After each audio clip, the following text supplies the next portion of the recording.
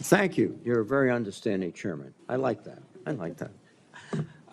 Ms. Hegseth, you've written, and it's quote, "Oh yeah, and fire any general who hasn't carried water for Obama and Biden's extra constitution and agenda-driven transformation for our military. Clean house and start over." It's come to my attention that current serving military personnel have received emails threatening them with being fired for supporting the current DoD policies. One mail that was sent to a military officer with the subject line, "Clean house," reminiscent of your specific comment, states, and I quote, "With the incoming administration looking to remove disloyal, corrupt, traitorous, liberal officers such as yourself, we will certainly be putting your name into the list of those personnel to be removed. We know you support the woke DEI policies and will ensure you never again influence anyone in the future. You and the redacted spouse's name will be lucky if you're able to collect your military requirement," end quote. Now, I want to remind everyone that these policies that are being referred to date back decades, to the 1940s and 50s, with respect to racial discrimination particularly, and administrations of both parties, including the Trump administration and their first party, caused those policies to be enforced. Mr. Hegseth, are you aware of these emails being sent to officers? Senator, you mentioned the word accountability, which is something we have not had for the last 4 years. Are you aware of these messages being sent to officers?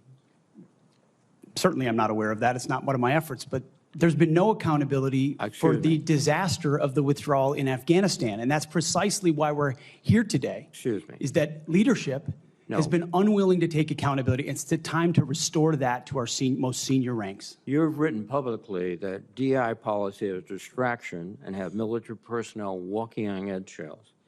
Do you believe that emails like that are essentially threatening both a serving officer and a spouse and claiming that they'll lose their pension will have a distraction and detract from the lethality? Senator, you mentioned the 40s and 50s, and you're precisely right. The military was a forerunner in courageous racial integration in ways no other institutions were willing to do. I served with men and women of all backgrounds because of the courage of people decades and decades ago. Incredibly important.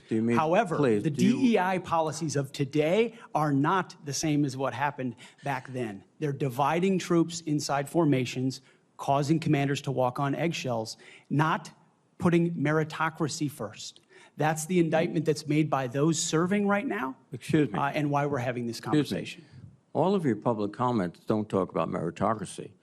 They talk about liberal democratic efforts that are destroying the military, that those people are our enemies. That's not meritocracy.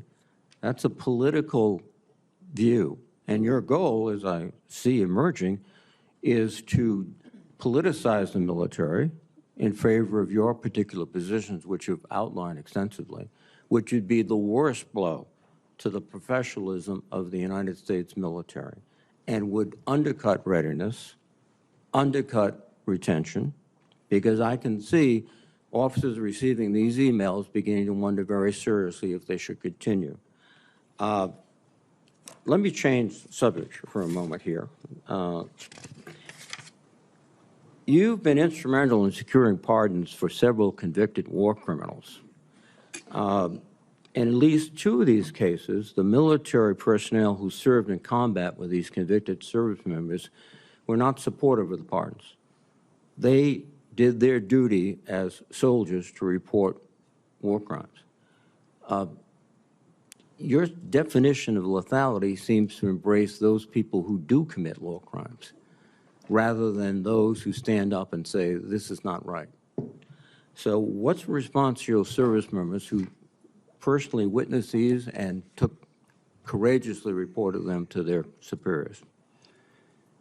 Senator, as someone who's led men in combat directly and had to make very difficult decisions, I've thought very deeply about the balance between legality and lethality, ensuring that the men and women on the front lines have the opportunity to destroy with and close the enemy, and that lawyers aren't the ones getting in the way. I'm not talking about disavowing the laws of war or the Geneva Conventions or the Uniform Code of Military Justice. Sir, I'm talking about restrictive rules of engagement that these men and women behind me understand they've lived with on the battlefield, which has made it more difficult to defeat our enemies. In many of the cases you're talking about in particular, sir, there was evidence withheld, there was prosecutorial misconduct, and as someone who looks case by case and defaults to the warfighter, to the men and women with dust on their boots, not the second guessers in air-conditioned offices in Washington, D.C. Excuse me. I look case by case and was proud to work with President Trump to understand those cases and ensure that our warriors are always looked out for. Those cases were adjudicated by who? People in Washington or fellow non-commissioned officers who had also served, sacrificed, and believed in the ethic of the military? Who were the court-martial? Senator, in multiple cases, they were actually acquitted, but charges lingered. Yes, regardless of where those competing authorities were, yes, sir. Some were, but others were convicted, and you asked for pardon. That's the only reason you asked for pardon, because they were convicted. But the other factor, too, is you've already disparaged in writing the Geneva Convention, the rules of law, all of these things. How will you be able to effectively lead a military in which one of the principal elements is discipline, respect for lawful authority? You have made statements to your platoon after being briefed by a JAG officer. Well, by the way, would you explain what a JAG-off is? I don't think I need to, sir, Why not? because the men and women watching understand. Well, perhaps some of my colleagues don't understand. It would be a JAG officer who puts his or her own priorities in front of the warfighters. Their promotions, their medals, in front of having the backs of those who are making the tough calls on the front lines. Thank you, Senator Reed. Interesting. Thank you, Senator Thank Reed. you very much. Senator Fisher. Thank you, Mr.